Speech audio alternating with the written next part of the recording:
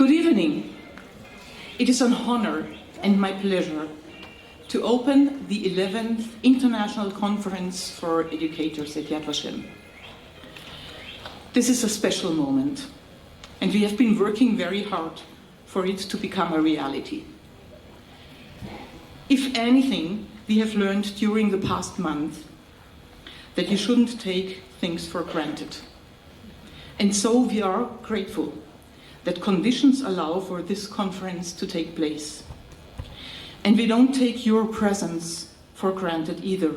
Of course, we hoped and even believed when Israel's Holocaust Remembrance Center, Yad Vashem, sends out letters of invitation to all of its partners and graduates, even during these stressful times of war and polarization, some of those most dedicated Holocaust educators would reply positively and accept the opportunity to join us in Israel.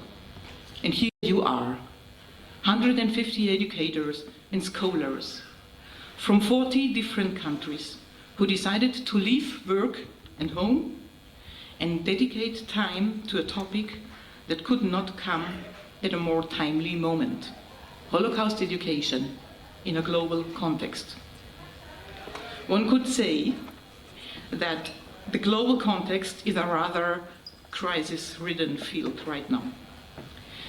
When we started to put together the program for this conference, our team was under the shattering impact of October 7 and the ensuing war. It was clear to us that these events will have tremendous ramifications on our work and on Holocaust education in general, and that our conference program will have to reflect this. The images and language of those early days of the war no doubt evoked the horrors of the Shoah in our minds. The barbarity of the murderers, the desire to indiscriminately annihilate us, took us cognitively back there. At the same time, that murderous onslaught was accompanied by a sharp surge in global anti-Semitism, which continues to escalate with each passing day all over the world. I can only imagine how the reality for our Jewish brothers and sisters in the diaspora has changed, shifting from security and integration to defense and isolation. Suddenly, the promise of never again appears fragile to all of us, forcing us to ask, what does never again really mean? Is it no more than a shallow, empty slogan? Or does it really embody true meaning for the future? And with that in mind, what is the future of the memory that we labor so hard to instill?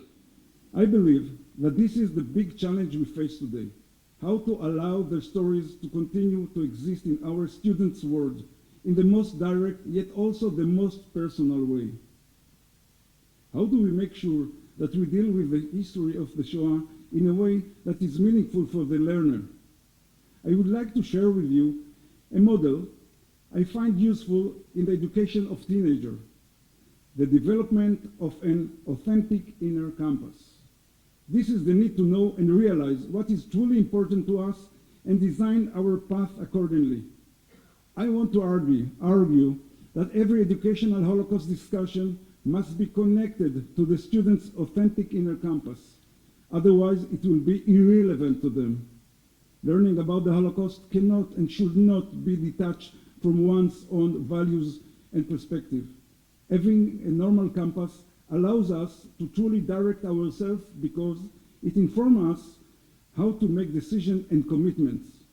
When we do not have such a clear value system, we feel confused primarily because we do not know in which direction to turn and which action to select. Our role as educators is to create the educational environment. How can we do this? Let's discuss some practices we can adopt. Firstly, it is particularly important that educators take the student perspectives and accept their feelings. During the Holocaust, Jews were faced with a world of choiceless choices as suggested by Professor Lawrence Langer.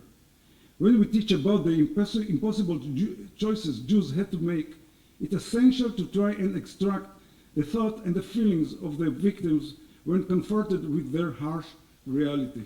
When I went to college, that I started to read the memoirs of Jean-Marie, Primo Levi, Imre Kertész, and other survivors to fill this void that was bothering me so much, to hear about these untold stories that I knew were around. Okay, so why, to your mind, is it important to teach about the subject? Well, kind of exactly that. I mean, I know that morality or moral behavior can only apply to individuals, and yet I think that also society as a whole, in order to be some kind or to perform as some kind of a moral entity, needs to address and to confront what had happened in their midst within itself. So I think it's important to confront the reality, and in this case the reality of the Shoah, to confront it and to not shy away from it.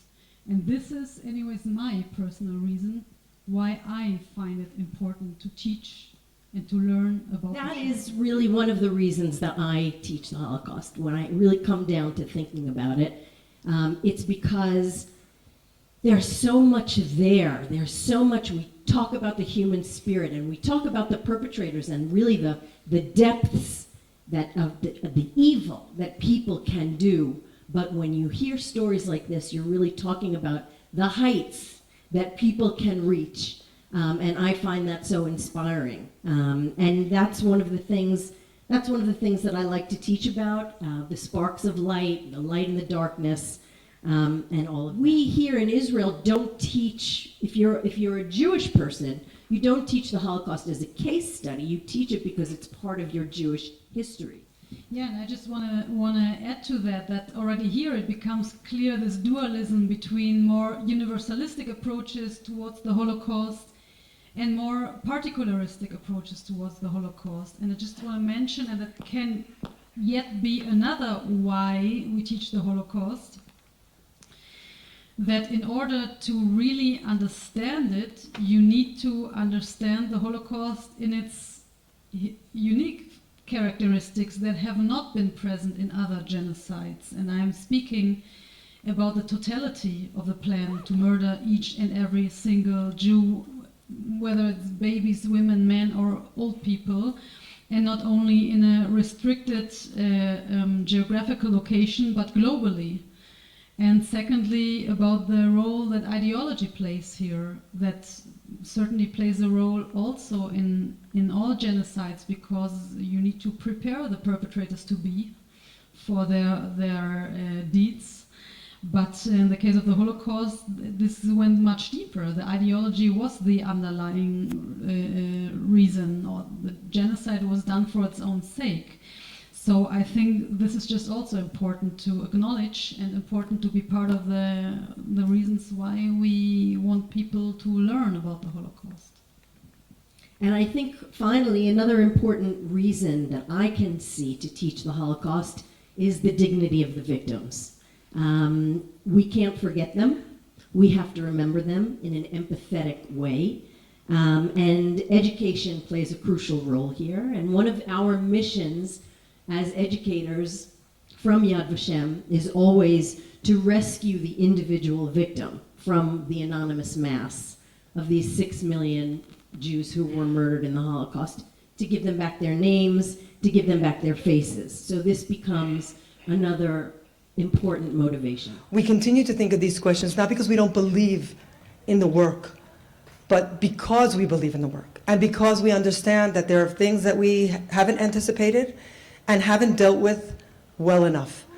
And I urge you, as you go through these next few days, to think deeply about what needs to change, what needs to be preserved, and what needs to be renewed as we go through teaching and holding these values throughout our careers.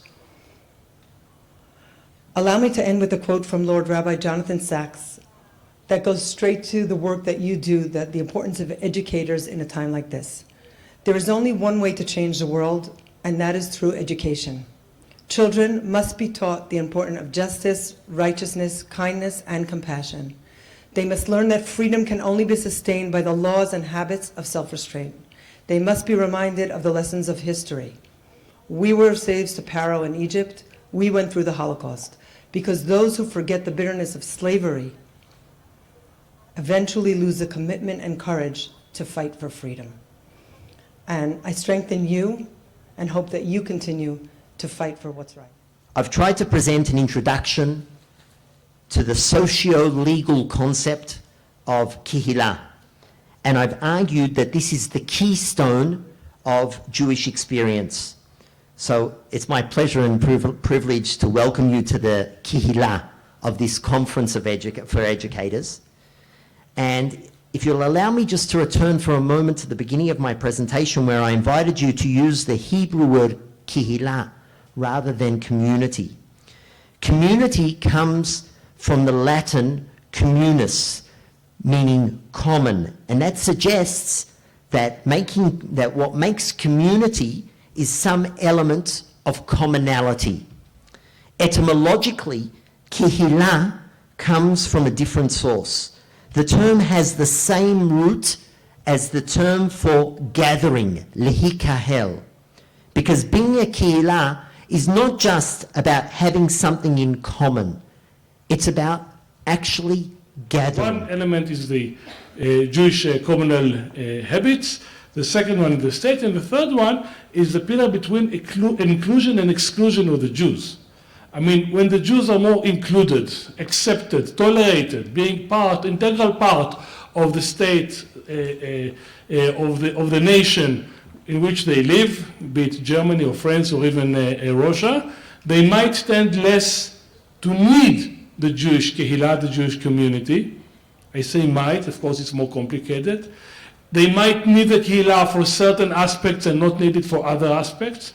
When the Jews are excluded, they can be excluded in a more mild way and in a more radical way, and even in the most radical way, then the need for Kehilla and for community is getting much more intensive. So this is another tension. It's quite a complicated system that I think we can use it as a departure point for this talk. That more of an emphasis should be put on the day before and the day after.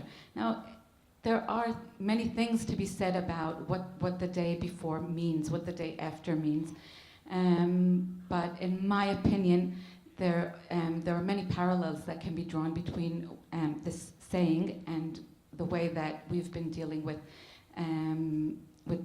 what happened on October 7th and with the aftermath. And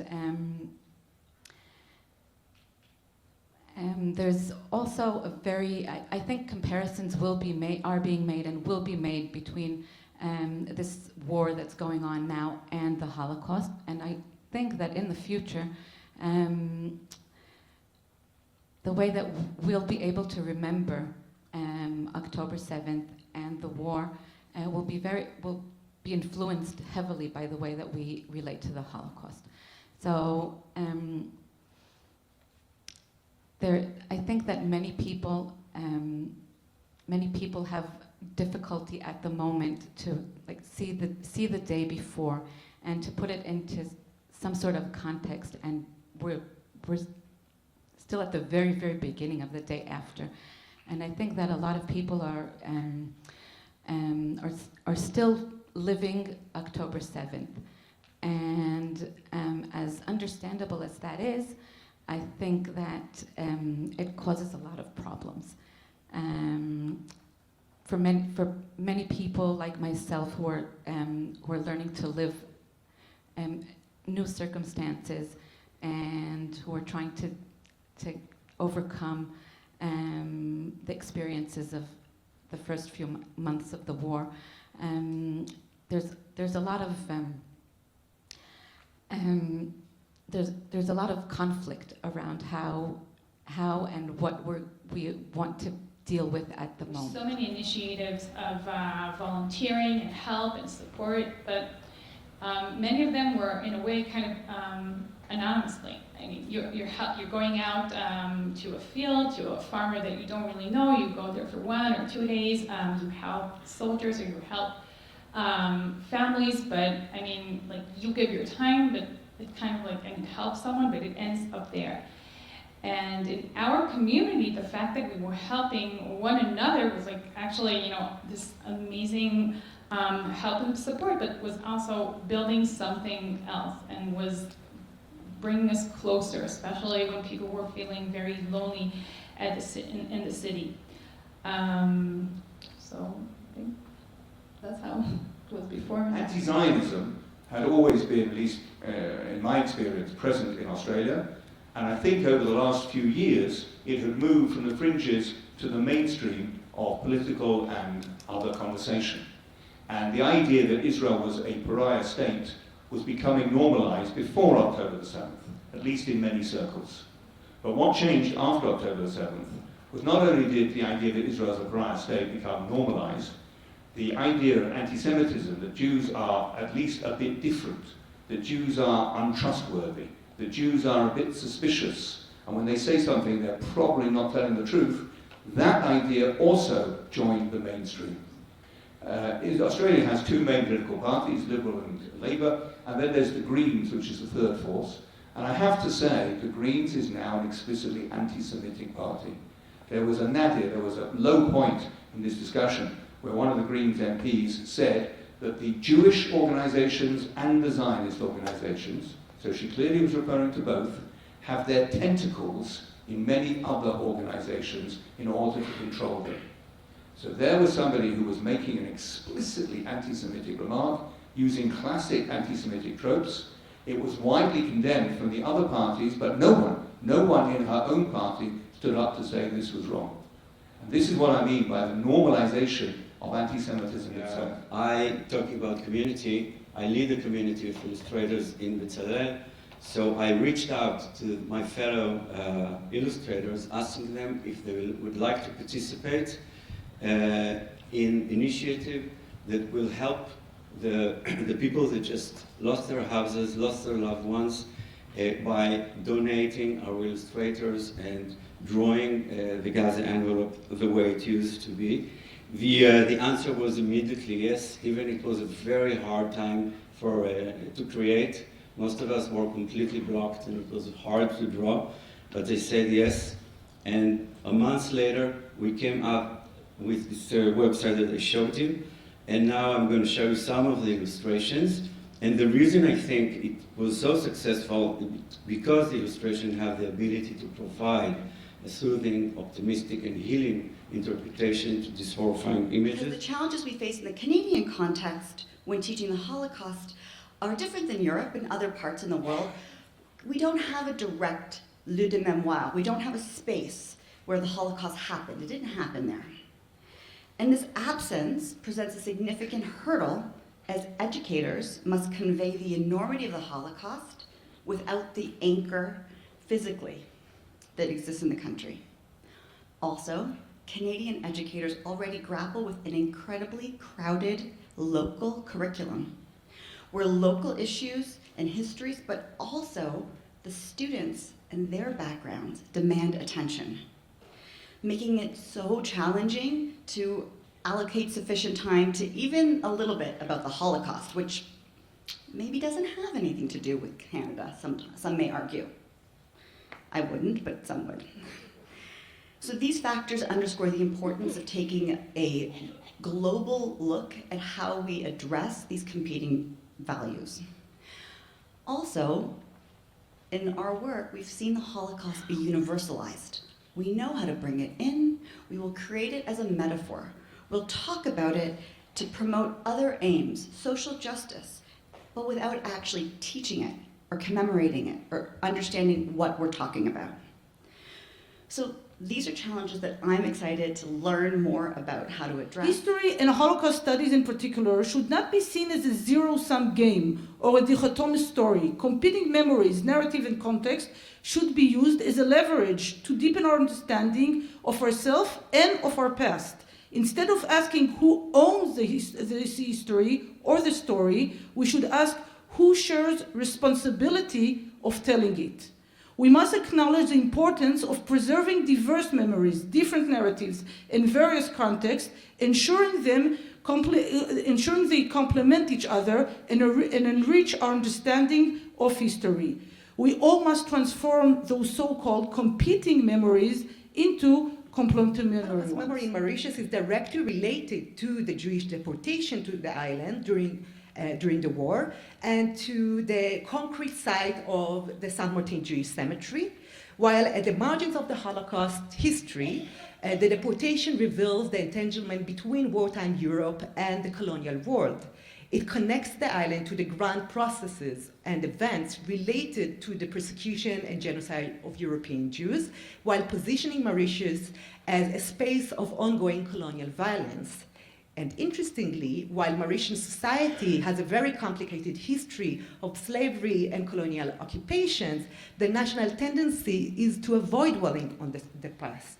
However, it is through the Jewish deportation that the multicultural society not only reclaims its place in the history of the Holocaust, but also provides space for other local histories to gain resonance. So I think maybe there's another way of exploring competing memories. A different way, which is, rather than telling them what they should think, to invite them into a conversation and to explore some of the historical evidence and the case studies. Not that you are the authority, but the past somehow has something to teach us. That we might find new ideas, new perspectives, new nuanced thinking when we explore the past in a more deep and full way. What I'm trying to argue is that within the non-Jewish victims, there are significant differences. It's not just that there is a difference potentially between Jewish victims of the Holocaust or Nazi violence and non-Jewish victims. There are important differences and distinctions between the non-Jewish groups as well. So, the risk, I would argue, is that if we collapse all of these different groups under a list of Holocaust victims, we diffuse the meaning so much, so widely, that none of them have any real uniqueness. We deny them the uniqueness of their own experience. All of them. We deny them the uniqueness of their own death. We fail to see them. We fail to acknowledge them. We might feel good in a liberal sense of this wide inclusive list. These are our victims, and so we've acknowledged them. But if we don't know or understand anything about them, it's a kind of lip service, right?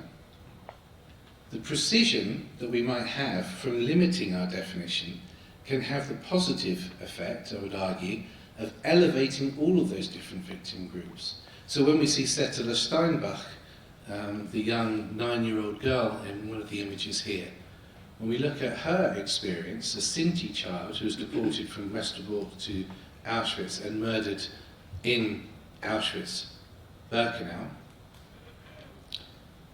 do you choose to call her experience the Holocaust? Or do you give her more status if you talk about the Roma genocide or the Paraimos, for instance? Which of them elevates her more? If you take the time and the effort to understand why and how she came to be persecuted and deported and murdered, without just this catch-all term, rather than a competition between these memories, don't we give each of them more of their own significance? It doesn't have to be competition over the term, but there is competition over time. I think Holocaust education, first of all, should try to avoid, and this came up already also, it's kind of, I'm summing up all kind of things that have been said already, should try to avoid thinking in binary relations, like in this, or it's this, or it's that, or it's slavery, or it's the Holocaust, or, okay? After all, for example, Yehuda Bauer, that everybody in this room, I think, has learned a lot, a big deal from him. He said this in a conference, although the suffering of victims is the same. Murder is murder, child murder is child murder, torture is torture, rape is rape. So here is one category that is something that does definitely not work in binary relations, that does definitely not work as a zero-sum game, and this is the pain or the suffering of humans. Okay, this is one thing, and like Bauer is always helpful, I think, in our debates. The second thing, what I want to point out is actually the results of even brain research, okay? People exploring memory explain to us that the shape of that memory is not working in the shape of a linear line, of a straight line. It is working in the shape of a net, okay? And from there is derived the constructivist learning theory, which says exactly this. If you expect a learner to include actually new knowledge into his into his mind, let's say, general. So allow him to connect the dots with something that is already rooted in his mind. And that's the way that we are knotting actually the dots and widening our knowledge, not only the students, also we, hopefully. And then I want to bring in here one voice of this post-colonial debate, which I think is one of the the building voices, and less these binary and exclusive voices. And this is the voice of Michael Rothberg, who created this term of multi-directional memory. Somebody mentioned that already in one of our discussions. And I want to read this out here because this is a really very helpful, I think, and an important take that he's doing here. Multidirectional memory takes dissimilarity for granted. This is something that we have heard right now from Paul. Dissimilarity for granted. And he means, okay, he refers to difficult pasts of different groups. Since no two events are ever alike, and this is our point, and then focuses its intellectually energy on investigating what it means to invoke connections, nonetheless. My main argument will be that social media today are a key space for young people to self-express politically, and that means there also can be a window for us as educators to understand some of what they care about, so some of their key political and social concerns. It also means that if we're trying to reach young people as educators, social media is an arena that we can't ignore, an arena that's important to engage in. However, and this is a big however, engaging with young people on social media requires listening to the political voices of young people in their preferred modes of expression, so how they want to use social media and how they're using social media. And often we'll see that these really counter our expectations of what political expression should look like, maybe what expression in general should look like. So what this means is that often we'll be trying to engage in an arena that we're not feeling very comfortable in, an arena that's quite difficult for us. But we have to sort of learn this language and think about speaking this language to speak to them on it. I see young people trying to engage with a political and civic topic, in this case Holocaust memory, but they're trying to engage with it in ways that are really different from how we as educators think they should engage with it, right? So what happened in this phenomenon, the point of view challenge, we had young users on TikTok creating videos where they pretended to be or role played as Holocaust victims, and they talked about like the year that they died in and so on. And of course this, or not surprisingly, I think, this kind of expression was immediately met with a lot of criticism and a lot of contempt, because as Holocaust educators, that's not the way we think is ethical, is right, is the way that we should be engaging with Holocaust memory. But in a way, these young people, and this is what Enriched and Yvonne claimed in this opinion piece, they say this is young people's way to connect to this issue. They're trying to connect it from their personal point of view. They're trying to find an emotional connection to it. They're trying to sort of role play and bring it into something that's familiar to them. And still, clearly this is something that we might cringe about. And the way that Ebert Hartman and Yvonne took this idea further is to say, okay, so TikTok and social media can be potential places for Holocaust education, but maybe let's think about how to use them in ways that we are more comfortable with. And so what they did in the Shoah Commemoration Education project on TikTok that maybe some of you have heard about is they did a training project where they worked with Holocaust commemoration centers, museums, and memorial sites, mostly in Germany, and educated them about TikTok and about how to use TikTok. They call it serious TikTok, right? So how to use the language of TikTok to sort of convey what can be difficult or challenging topics. And I think this is a fabulous project that's very noteworthy. But for a moment, I'd like to return to the kind of young people expression and engagement with civic topics that's not top-down, right? That does not come from an institutional lens. So the kind of expression that we saw that is bottom-up, that is emotional, that is personal, and that maybe is difficult for us. And in the remaining few minutes of my talk, I'd like to ask, is this kind of expression a good kind of expression? Is it what we want for democracy? You have to make the audience understand why is this story I'm telling him relevant, him or her are relevant. It's not enough to just say the facts. It's not enough to just say, here is a photo of a Holocaust survivor, or this is the person. You have to tell a story, and not just tell a story, but make that story relevant, because in the endless scrolling on our mobile phone, you can do this for hours. You can see children or a youngster, you see them hours. You have to make them stop for a second.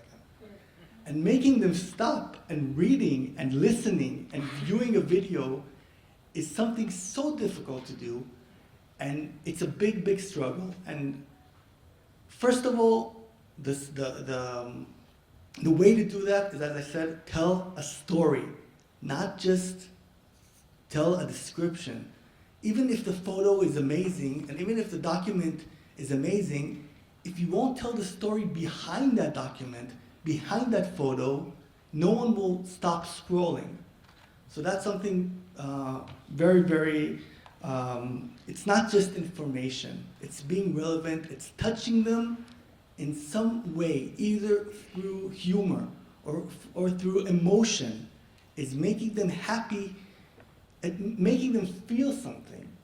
And it's very hard to make people feel something in today's attitude of people, and especially younger people. Importantly, I think, these examples highlight the shift we face in the culture of Holocaust memory and education. Susan Hogerwurst defined this process as the shift from the era of the witness to the era of the user. And let me explain. By this we mean that the central pillar of Holocaust memory is no longer the survivors and the audience that served as witnesses to the stories being shared by the survivors. Instead, this is the individual user, sitting at her home, using her smartphone, who is in charge of the future of Holocaust remembrance. As in the era of the user, survivors age and their numbers decrease, it is the ethical duty of the user to bear witness to the atrocities by his purposeful engagement with Holocaust-related content and to pass it on to future generations. In other words, it is the user who is the most prominent Holocaust memory agent of our time, in charge of the future of Holocaust remembrance. Such a shift carries some social and political issues that should be considered. For example, if the digital user is privileged, how can we make sure that users coming from a less affluent background, often suffering from the consequences of the digital divide, will not be heard twice? On the one hand, they will be those less tending to participate in offline activities in official memorial sites, yet they will not enjoy the whole digital experience as they don't have sufficient means to participate in such a virtual experience, such as high-speed and stable internet connection. Such questions and many others can all serve as fruitful starting points for future studies. Because it is a problem. It is a problem, and it is a question. And the question, I'm bringing in the question because I think mainly what I'm trying to say is when we use different tools, We need to ask ourselves, why are we using this tool? Are we using this just because we can use a tool? Just because there is social media? Just because technology enables me to do all kinds of things? That's not a good enough answer to why I'm using it. I need to ask myself, what am I trying to say? What tool is the right tool to say? And if there is a price tag attached to that choice, I need to deal with it. The principle that I spoke about and the ethical path that I'm offering here, I found it very, very useful because I am a great admirer of the professor of educational and ethical professor Nell Noddings. And she and her students showed that when talking with teachers about ethical implementations and applications and meanings of their actions, just talking about it and just making them aware of it is almost, I don't know, some of them would say 50 or 60% of the work already. We're all educators. We all care very deeply about Holocaust education and its future. If we'll be aware of the dangers, then we'll be able to do it, hopefully, in the right way. In the morning we were told by Neta, don't be afraid of those tools. We are not afraid. We are conscious. We are trying. We are trying, and we are very, very open to new ideas on one hand, and to the ethical questions on the other. In my assessment, what is happening now in many institutions of higher learning all over the world, but especially, I must say, in the United States, is academization of anti-Semitism. Step by step, article by article, book by book, buzzword by buzzword, a pseudo-academic theory, a pseudo-intellectual theory, a pseudo-scientific theory is being built that advocates for action in order to eliminate the Jewish state. This is simply and clearly what we are witnessing now in many institutions of higher learning all over the world, and especially in the United States of America. I am much worried by the inciting professors, by the inciting faculty, than by the incited students. Because I believe that academic theories do have an influence. And what we see is, as I said, including the calls for the elimination of the State of Israel and actual action in order to implement the elimination of the Jewish state, in that window that includes the legitimate causes that should be advocated. What was once the realm of deranged leaders in the halls of power in Tehran is becoming today accepted, legitimate theories in Western academy. And I say Western academy because there are some that tend to see modern anti-Semitism, contemporary anti-Semitism, as mainly an Islamist cause. And I beg to differ. I think that what we are seeing today, modern anti-Semitism that thinly veils itself as anti-Zionism but aims to destroy the bastion that saves the Jews physically, the State of Israel, is mainly a Western phenomenon, much more than an Islamist phenomenon. Of course, there is synergy between both of them, but we should not focus only on the obvious problem in the most outspoken, the Islamist anti-Semitism, and see it also as a very clearly Western phenomenon. But the real battle, the real demand should be to demand from academic leadership also moral leadership. There are times in which silence, when a moral dilemma, a moral cause is at your doorsteps, is collaboration. And I think it was Elie Wiesel probably that said that a special place in hell is devoted to those that, when facing a moral issue, choose silence and indifference.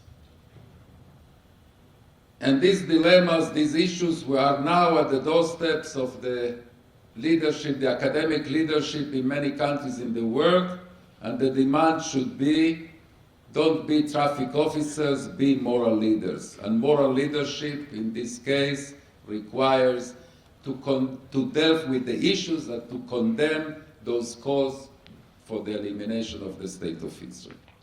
Antisemitism has this characteristic that if it's not confronted immediately, if it's not defeated immediately, is not confronted vigorously, with courage, with determination, it metastasizes into monstrous dimensions.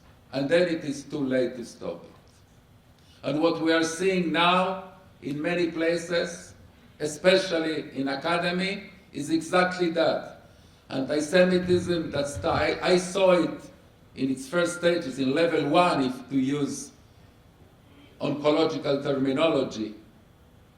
I saw it in level 1 10 years ago. It's already in level 2 and in level 3, and level 4 is terminal. But again, I believe it will be terminal for the institutions of higher learning much more than for the Jews this time. So if there is a second lesson that I want to share with you, is exactly that. Don't be indifferent to that. Don't be complacent with that. We should demand from our leaderships, respective leaderships, action. Action is now. You know, when leaders come to Yad Vashem, the most common phrase they use is never again. And each time I listen to a president or prime minister or a university president or an institution leader saying never again in Yad Vashem, usually with a lot of pathos, I ask myself, is this person sincere? Or is just, saying the thing that should be said in Yad Vashem? How should I know if he or she are sincere or not? And I have a litmus test. My litmus test is if the country that this person leads, the institution that this person is at its helm, has an implementable and implemented plan to combat anti-Semitism, most probably he or she are sincere. But if this person has in his country or institution an anti-Semitism problem and does not confront it with an implemented plan to combat it, then that is sheer hypocrisy. And unfortunately, we see many cases of that hypocrisy. In conclusion, despite the obstacles, if we are able, we must continue to teach the Holocaust to our students. Our students must know what happened so it can never be repeated. Our students must know about the Holocaust so they can better understand why the barbaric events of October 7th were so traumatic to the Israeli citizens and for Jews all over the world. We must continue to teach the Holocaust so we can teach our students empathy, something which is far too rare in today's world. Empathy not only to the victims of the Holocaust on October 7th, but to all the citizens of their world that are deserving of such. If our students leave our classes with increased knowledge and empathy, the world will be a better place.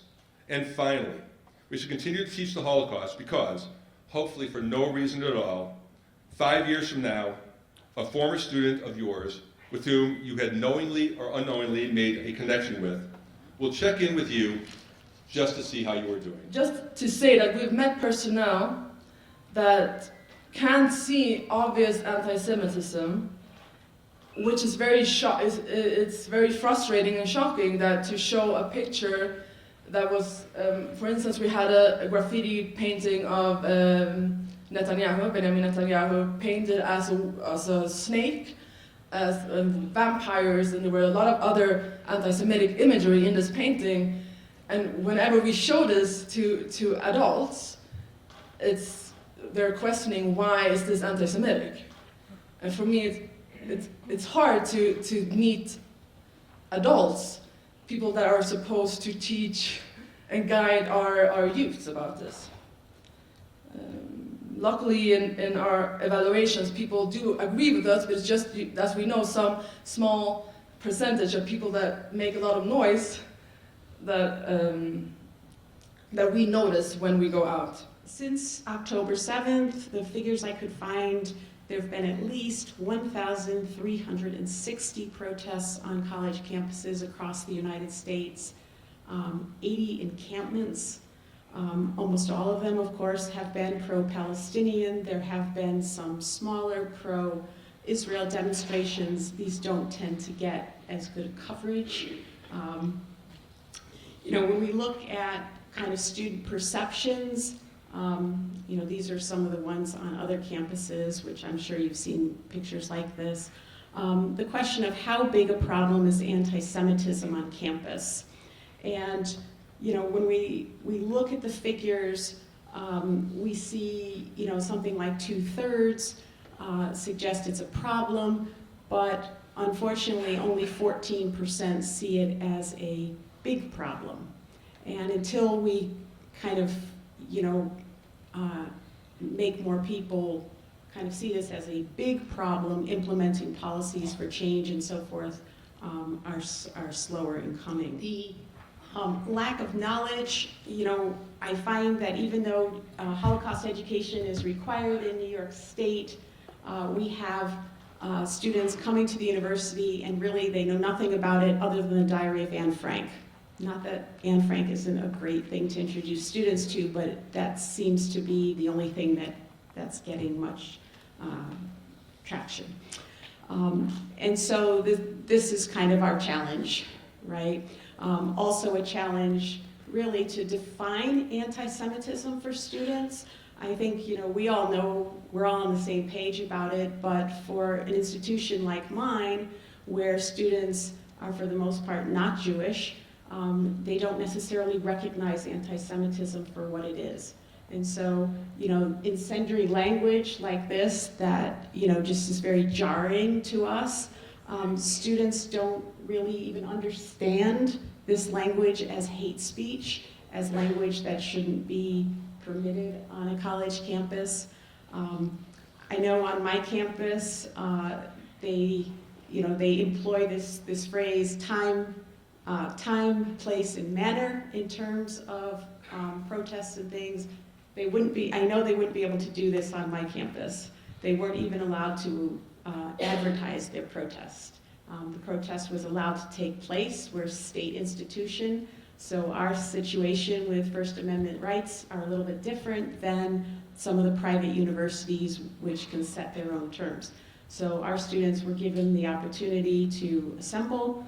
They were not given the opportunity to plaster their stuff all over the bulletin boards on campus. I just wanted to share this because I really feel like this is an appropriation of the Holocaust in the name of the struggle of Palestinians. There's a girl who's an art student at the University of Cape Town, again, the university I went to. This is her handle. She's posted a lot on Instagram. And she decided that for a brief where she had to use the materials brass, that she would recreate a brass plaque, a bronze plaque, sorry, that she stated in her artist statement that she had visited Auschwitz-Birkenau, and she was very taken by this plaque there at the end of the transportation platform, the deportation platform, that talks about how we will never forget the 6 million who died under the hands of the Nazi regime. And she recreated this plaque on campus, in the center of the campus, changed the words Nazis to Israelis, Jews to Gazans, and changed the dates and the numbers. Then she put it in the center of the community campus, asked people to come and visit it. It was promoted by this Palestinian organization on the campus. And then for me, personally, the hardest part is that she reappropriated the Jewish tradition of placing stones on graves when you visit a Jewish gravesite, and she asked visitors to put these stones on her plaque. Here is a statement saying, it's not meant to offend anyone besides the genocide supporters and Zionists in disguise. So very, very aggressive and confrontational. We did release a statement from our museum condemning this and saying that you cannot use the Holocaust to talk about Gaza. You are welcome to talk about Gaza, but don't relate it to the Holocaust. You're allowed to have your own struggle, your own opinions without using the Holocaust and appropriating that history, and we were met with silence. When we started this, it was really the vision of Izzy and Bat Asper to do Holocaust education internationally, so that the rallying cry, never again, would actually be something that was real for all people. Then 10 years ago, when they started the Canadian Museum for Human Rights in Winnipeg, it was the same idea. Educate people about the Holocaust so that this won't happen again. Now, I don't want to tell you about the swastikas that have had to be whitewashed off the walls of that venerable place. But there have been. Everywhere there's all kinds of danger, and the work is not finished. And thank God that you guys are here, because you're the warriors. You're the ones who are going to be going back to your communities, where I'm sure you're not always being welcomed with open arms for what you're doing. But you are the ones, and we are so thankful that you are here. And I hope this has been a very meaningful and empowering experience for you. For us having you here, you've given us your strength, and we need it now, and we thank you for that. An attack that has been what I would regard as a tsunami of anti-Semitism in the wake of the worst attack of Jews since the Holocaust. An attack that, like 9/11, should have been clear as an attack of barbarism on civilization. That's what 10/7 was. But that's not exactly the way it went down. An attack that, as we heard, only began what is a multi-front, raging war on the state of Israel that has fueled a tsunami of anti-Semitism attacking Jews around the world. And finally, an existential moment for humanity, for civilization, that on the ashes of the Holocaust, committed to, as my father taught me, the prospective commitment of never again, that Shai referenced. Never again in the future, we can't prevent the past. For never again to mean anything at this never again is right now moment, we have to not only remember the past, we have to identify the threats of the present in order to be able to prevent the recurrence of atrocities precisely the likes of which 10/7 was in the future. And I am grateful that you are here.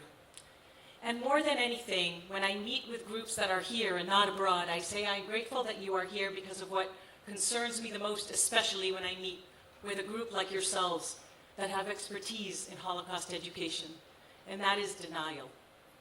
The understanding that it took decades for systematic denial of the Holocaust, and I know there was denial before. As I said, I am Canadian, and Keekstra and Zundel tried to teach Holocaust education in the 80s when I was a high school student. But systematic denial of the Holocaust took decades. Denial of 10/7 happened on 10/7, as I said, even while the 3,000 plus barbaric savages were perpetrating their atrocities and with exhilaration live streaming them. Denial can only be defeated by bearing witness.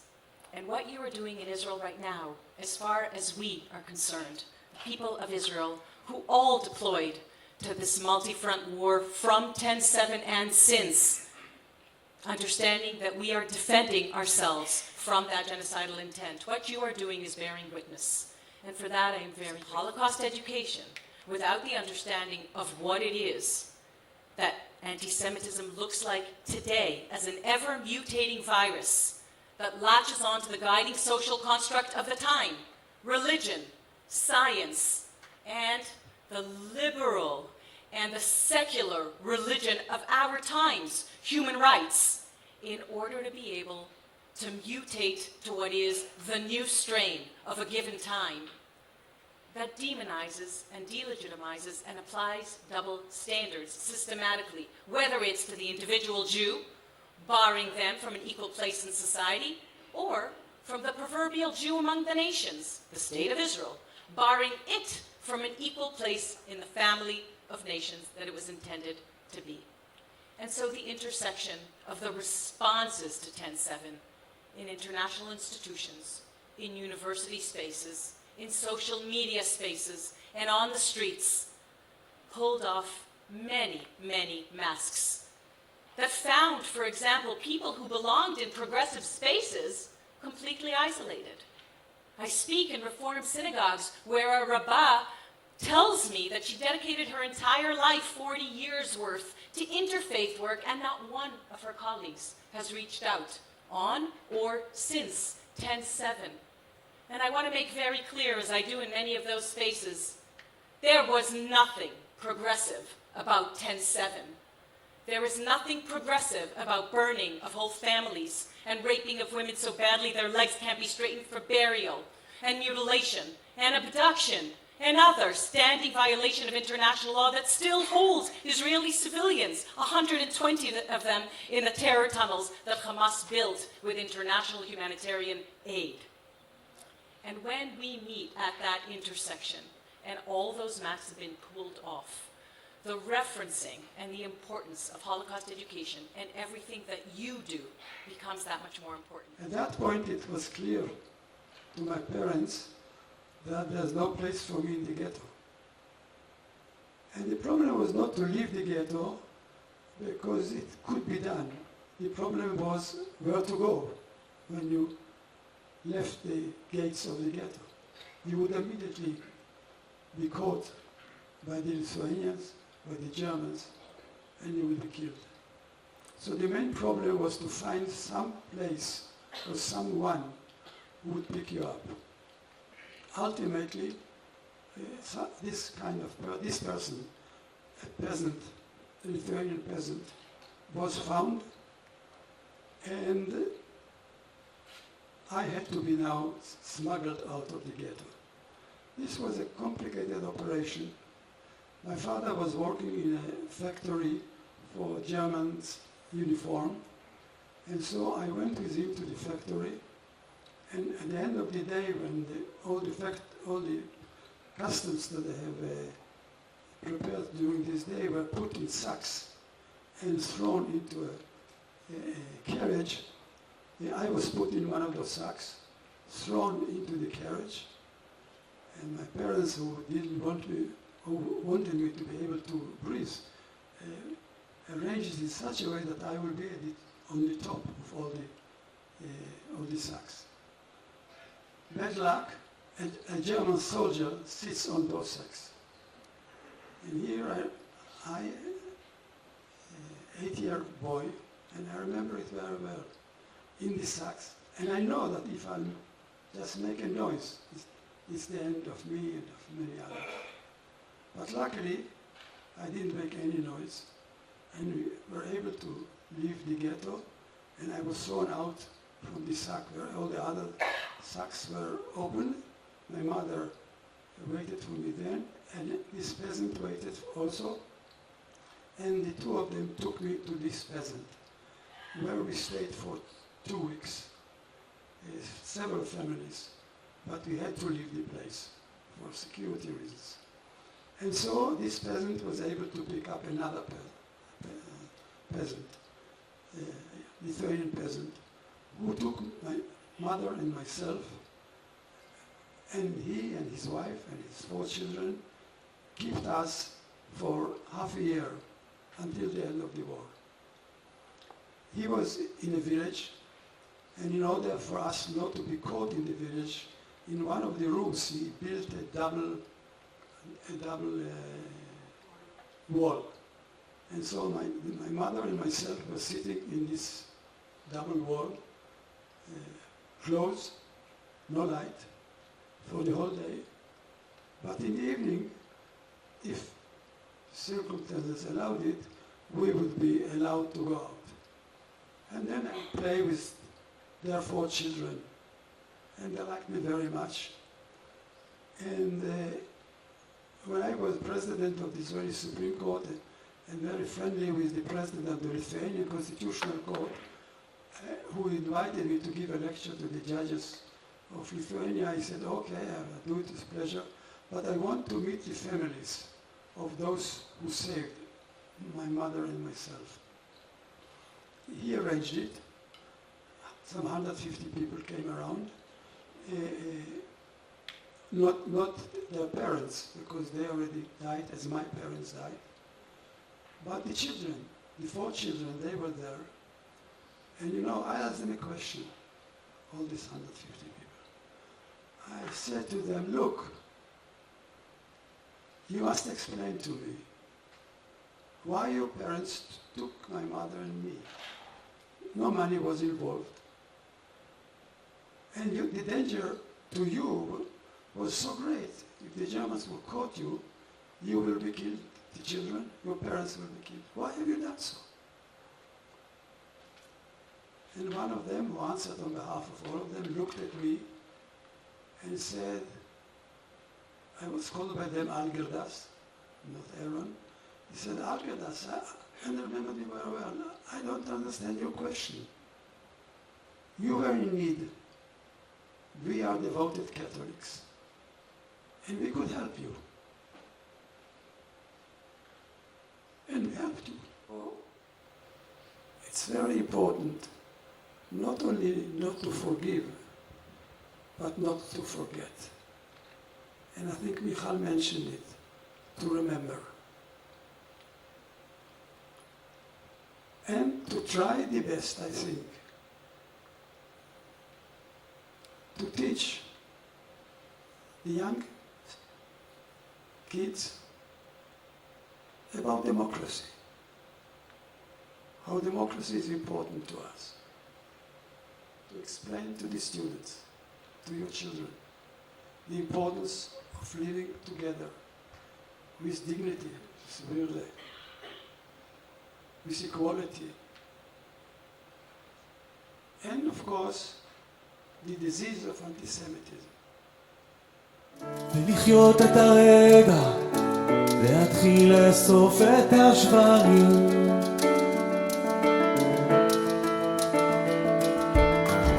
אולי אצא יותר, להתחיל קצת למהר, להתחיל להסתדר ולעשות קצת רעש. אולי מקום אחר, מקום יותר בוער, להתחיל קצת לקלקל ולתקן עוד פעם.